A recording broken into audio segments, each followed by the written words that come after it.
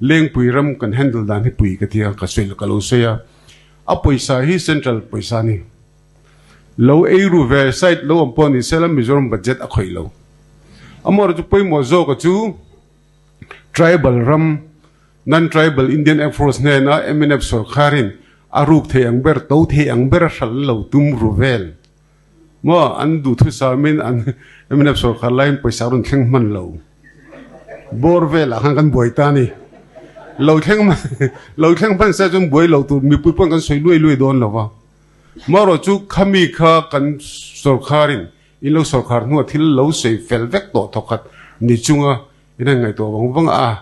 ani ni photila ma ro chu he tribal ram hi chu a hral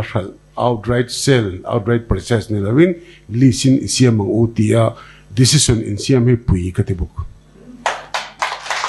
chu wangin MNF kanti ho te 371 g inti soi chuak ve ram buai ve luklak mo ram buai ve luklak 371 soi chuak ve forest conservation amendment kan soi chumpo a tribal ram chuti khati tia kan hum zo lo wang vai hawi na lang ti lau em ho khan man mo em to the ang ber aruk theng ber khan sal khan lo tum khan lo nia chu wang hemi kha pathian le kan ram te pathian le kan ram tan tia party ai khan ZPM kha in Mizo nationalist zok ti na ni chu ro pi ka ti le bok